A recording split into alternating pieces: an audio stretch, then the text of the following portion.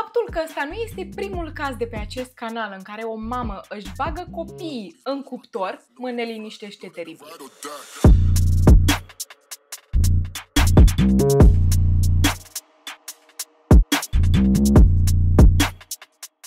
Salutare, fan True Crime, azi zi de traumă, eu sunt Ceci și aici vorbim despre cei mai oribili criminali pe care am putut să-i găsesc vreodată. Astăzi vorbim despre un caz teribil, bineînțeles, ca de obicei. Vă rog să puneți mâncarea aia deoparte, nu se merită, cazul de astăzi este extraordinar de grafic, dar totuși, dacă sunteți subscriberi, poftă bună! Ne ducem în Atlanta, Georgia, America, bineînțeles, și o avem pe Lamora Williams. Ea s-a născut în anul 1992 și locuia inițial împreună cu părinții ei și sora ei mai mare pe nume Tabitha. După spusele mamei ei, Lamora suferea de probleme psihice de când era mititică, dacă nu de când s-a născut, și a fost nevoită să facă școala cu ea acasă pentru că învăța extraordinar de greu la școală. Și-a dat seama că situația este mai gravă decât credea când, citez din gura mamei sale, făcea lucruri simple, s-a dus cu un cuțit la sora ei și tăia capetele păpușilor jos. Ne era frică de ea. Femeie dragă, nu știu cum să spun, dar astea nu sunt niște lucruri simple, nu orice copil face lucrul ăsta. Dar trecând peste, este clar că Lamora avea nevoie de îngrijire medicală, avea nevoie de îngrijire psihică și deși mama ei a cerut ajutorul și a contactat serviciile sociale, nu au primit acest ajutor. I s-au făcut diferite teste și doctorii au spus că este complet ok, nu are nevoie de nicio îngrijire, de niciun ajutor. Poate era din vina faptului că locuiau într-un cartier mai dubios sau poate că erau de culoare, dar ce era clar era că Lamora nu a primit niciun ajutor de care era clar că avea nevoie. Când avea vârsta de 17 ani, a rămas gravidă, iar la vârsta de 18 ani a născut o fetiță pe nume London. Iubitul ei la momentul acela nu a vrut să rămână împreună cu această femeie, iar Lamora săraca a rămas acasă la mama ei cu restul familiei și cu această fetiță. Din fericire, avea susținere din partea lui, deși nu mai avea să rămână împreună cu ea, o ajuta financiar, bineînțeles, și London mergea de foarte multe ori acasă la tatăl ei. După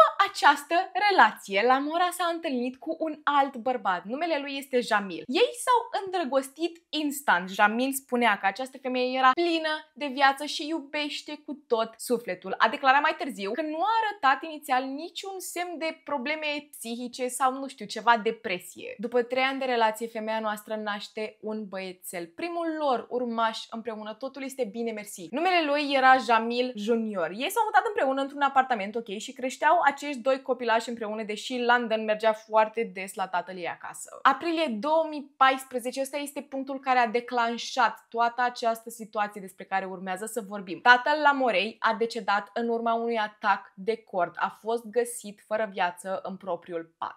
Asta a fost picătura care a umplut paharul pentru femeia noastră și a declanșat un val de emoții, să spunem așa. Era foarte, foarte apropiată de tatăl ei și a fost efectiv devastată. Lamora Williams a intrat într-o depresie și Jamil a încercat din răzputeri să o ajute să fie acolo pentru ea, să fie acest iubitor. Și acum urmează să vă zic o chestie cu care poate nu sunteți neapărat de acord, dar poate vă schimb părerea. Dacă o relație nu merge, dacă o persoană are probleme psihice, soluția nu este să faci un alt copil. Ce fac Jamil și Lamora? Hai să facem un alt copil. Poate ne revenim la normal, poate nu o să mai fie în depresie. Când vrei să concepi un copil, o faci pentru că îl dorești, pentru că vrei să ai grijă de el. Nu este o soluție la o problemă pe care o poți rezolva în alte modalități. Sunteți de acord cu mine? Sunteți de acord cu mine? Mulțumesc! Bineînțeles că această femeie rămâne gravidă și trebuie să vă spun că asta a fost la câteva luni după ce a născut primul copil și după ce tatăl ei a decedat. Lamora rămâne gravidă,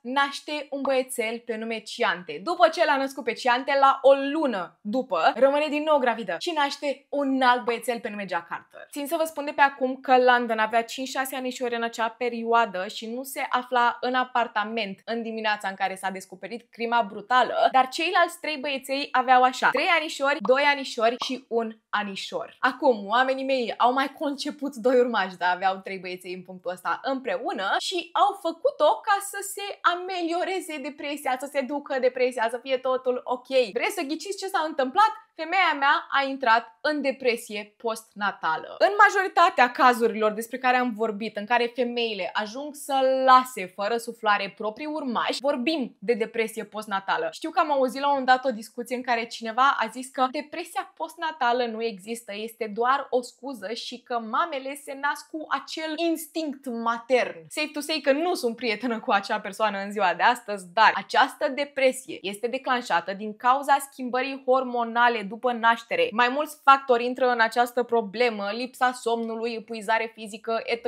etc. și faptul că Lamora a născut 3 copii, unul după altul și deja suferea de depresie înainte, nu era un șoc pentru mine să aflu că s-a ajuns în punctul ăsta. Ultimul lor băiețel avea un an în punctul ăsta, ok? A trecut un an de zile de când a născut ultima dată și femeia mea nu a ieșit din această depresie postnatală. Jamil a încercat să o ajute, dar a ajuns în punctul în care nu mai putea să stea în casă cu această femeie. Și în loc să facă lucrul care trebuia făcut, să se ducă, să ceară ajutor, să ia custodia acestor copii, s-a despărțit de Lamora și i-a lăsat pe cei 3 în grija acestei femei. A fost lăsată singură în acest apartament. Vă puteți da seama că această femeie a trebuit să își dea demisia în punctul ăsta de la jobul pe care îl avea, pentru că nu putea să crească 3 copii singură. Da, Jamil o ajuta financiar și vizita copiii destul de des, dar nu mai erau împreună și despărțirea a fost un alt lucru care a declanșat din ce în ce mai multe emoții. Mama Lamorei a încercat să ceară ajutor, dar la fel ca atunci când femeia asta era mititică, n-a primit acest ajutor. Mama ei a contactat autoritățile. Nu putem să o lăsăm pe Lamora singură cu cei mici, ceva rău urmează să se întâmple. Bunica celor mici a și încercat să obțină custodia copiilor, dar în zadar. A observat cum femeia își neglija urmașii, nu îi hrănea cum trebuie, pleca de acasă cu zilele și nu îi lăsa pe cei mici cu nicio dădacă, cu niciun adult.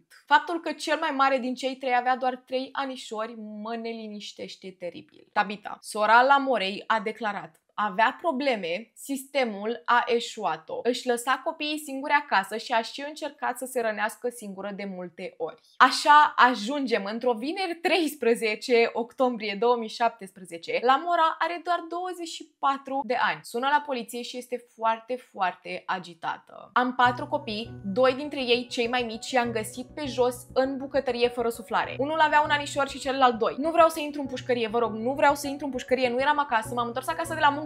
I-am lăsat în grija unei dădace, i-am lăsat în grija verișoarei mele. Femeia asta mi-a omorât copiii. Vă rog, veniți, dar nu vreau să intru la pușcărie. Câteva momente mai târziu, un alt apel telefonic către poliție. Jamil sună disperat. Fosta mea tocmai m-a sunat și mi-a spus că 2 dintre copiii noștri nu mai respiră, sunt pe jos în bucătărie. Avem poliție, avem pompieri, avem ambulanțe. Autoritățile intră în bucătărie și pe jos avem următoarea imagine. Peste capul celui de un anișor era cuptorul răsturnat. Celălalt era la fel pe jos, cu craniul spart și efectiv bucăți din creier erau pe din afară, erau împrăștiate pe jos. Amândoi erau într-o stare de putrefacție, aveau leziuni vizibile pe corp, arsuri pe corp și la cap aveau la fel niște răni foarte grave. Bineînțeles că autoritățile au început să pună întrebări. Familia Lamorei ajunge acolo și imediat ajunge și Jamil. El a declarat că Lamora l-a sunat spunându-i că i-a găsit pe cei 2 fără suflare și după care a închis apelul și l-a sunat cu camera și i-a arătat efectiv această scenă ca din filmele de groază, cei 2 băieței pe jos fără suflare. Nu pot să îmi imaginez ce a fost în capul acestui bărbat. Vă dați seama să, nu știu, să vă sune fosta iubită, aveți 2 copii împreună. Da, stai să-ți arăt ceva și efectiv întorci camera și pe jos sunt cei mici. Nu duc. Corpurile celor 2 băieți au fost duse la autopsie și s-a declarat că aveau răni interne și externe, care arată că cei 2 au fost ținuți într-un cuptor pentru mai bine de o oră. Practic ce s-a întâmplat? Cuptorul a fost pornit, a fost oprit, a fost pornit, a fost oprit și efectiv avem lipsă de oxigen, avem arsuri, toate cele vă puteți imagina. Încă încerc să îmi dau seama cum a reușit să-i bage pe amândoi într-un cuptor, fratele meu. Acum, deși vecinii și familia femeii arătau cu degetul către Lamora, autoritățile deja știau că ea era vinovată de la acel apel telefonic. A zis singură: nu vreau să intru la pușcărie, eu nu sunt vinovată de ceea ce s-a petrecut aici. După spusele ei, nu era acasă în momentul în care s-a petrecut toată această tragedie, dar de ce? În momentul în care suni la autorități, în loc să ceri ajutor, în loc să dai detalii despre această situație, încerci să îți iei apărarea. Nu vreau să intru la pușcărie, ok, this is the last of your problem. Acum vecinii au și declarat că mirosea a putrefacție deja de vreo 2 zile și cu siguranță cei mici nu au murit acum o oră sau 2, erau deja acolo de ceva vreme. Ideea era că că ea a declarat în continuare că i-a lăsat pe cei mici acasă cu verișoara ei. Dar când autoritățile au ajuns acolo, verișoara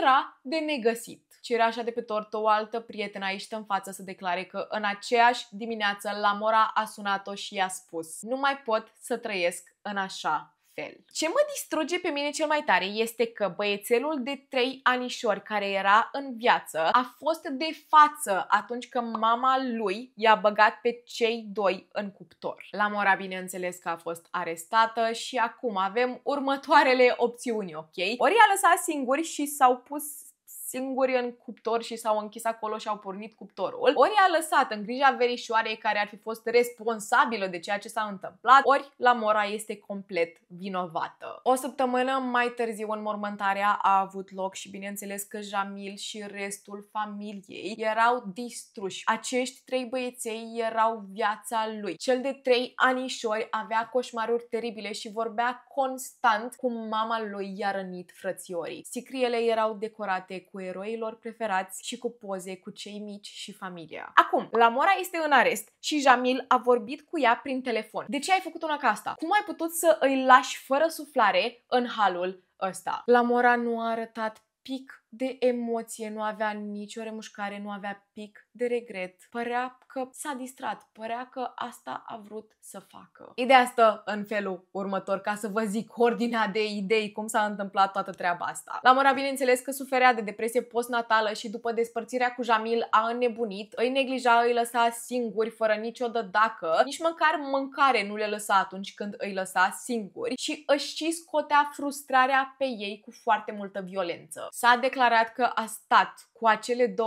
corpuri neînsuflețite timp de 2 zile până să sune la autorități. Există o mare posibilitate ca ea să fi folosit cuptorul ca scuză să acopere de fapt modul cum i-ar fi lăsat fără suflare. În caz că nu ați înțeles, să vă explic. Ea ar fi folosit atât de multă violență pe cei 2 încât i-ar fi lăsat fără suflare și după s-a gândit să îi bage în acest cuptor ca să folosească această idee de cuptor că poate s-au băgat acolo din greșeală sau poate dacă ar fi făcut lucrul ăsta și să folosească toată această idee a cuptorului ca scuză. Și sinceră să fiu, sper din suflet că acești 2 băieței nu erau în viață când au fost băgați acolo. 2 februarie 2018, capetele de acuzare sunt așa: ucidere, asalt, declarații false, ascunderea unui deces și neglijență, toate astea ori 2. Mama Lamorei a cerut autorităților să o monitorizeze 24 din 7 ca să nu își facă rău singură și lucrul ăsta s-a și întâmplat, era monitorizată, oamenii erau foarte speriați că această femeie își va lua viața, iar în ianuarie 2019 Lamora a pledat nevinovată și a fost băgată într-o instituție psihiatrică până la procesul final. Noiembrie 2024, acum câteva luni, oameni buni, noiembrie 2024, Lamora a fost declarată sănătoasă psihic și a primit închisoare pe viață plus 35 de ani. N-am înțeles toată treaba asta, sincer, pentru că de obicei în cazurile de genul în care persoana ar fi suferit psihic, dar nu era efectiv în toate mințile când ar fi comis o crimă de genul, înțeleg că procesul este mai lung, dar nu se dă o pedeapsă atât de gravă, poate pentru tot restul vieții să fie pus într-o instituție psihică sau ceva de genul, dar nu. A primit închisoare pe viață și din păcate nu am găsit toate detaliile. Dintre 2019 până în 2024 au fost ținute privat și nu știm ce anume s-a întâmplat cu această femeie. Dar tot ce știu clar e că toată această situație, toată această tragedie putea fi evitată dacă sistemul nu ar fi eșuat-o de atâtea ori. Sunt curioasă, sincer, ce părere aveți voi. Merita să stea pentru tot restul vieții în închisoare? E vina sistemului? Vă las pe voi să răspundeți în comentarii. Sunt conștientă că acest caz nu a fost atât de lung, dar a fost unul foarte, foarte brutal. Eu am fost Ceci,